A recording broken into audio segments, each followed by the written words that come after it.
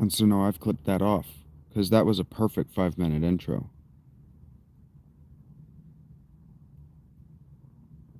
Perfect 5-minute introduction to my stress and what I'm thinking about.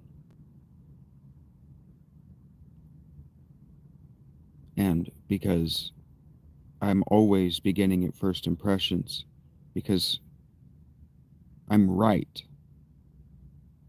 when I say that my 79, 78 now aren't watching my work. They're not watching it live, and they're not watching it concurrent with my life.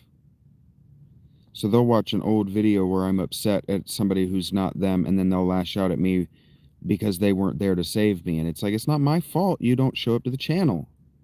It's not my fault this is a comprehensive project, community, and you're not taking advantage of it. That's not my fault.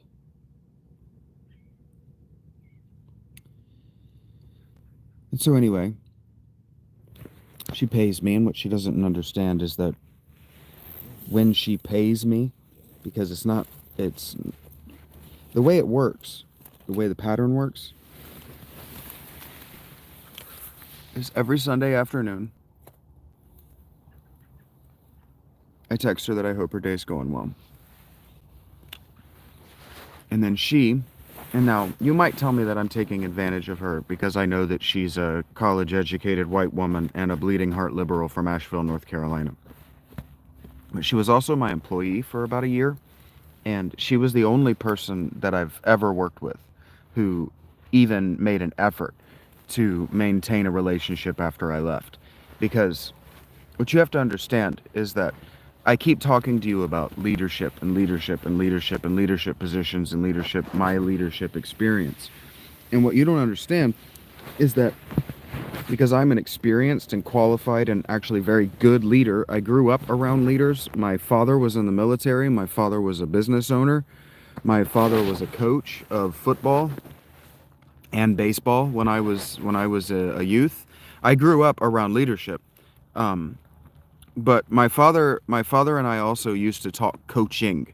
We used to actually, my father and I've allowed him to make an effort to reconnect with me as an adult and something more approaching a peer than a 9-year-old boy, because we've just never been able to cross that boundary. And in large part, my homelessness is to prove to my father that I'm not a 9-year-old boy anymore. To prove to all of you that I'm not a 9-year-old boy. All of you are stunted emotionally and developmentally at 9 years old. All of you. That's why the men who go off to the military, the young boys, really, who go off to the military, get so fucked up, is because they're going out there with the mentalities of 9-year-olds still playing guns in the backyard. They have no idea what's coming for them. Even with all of the war games that are played, the war games are designed to desensitize you to the PTSD. Ooh, I didn't mean to turn the heat on.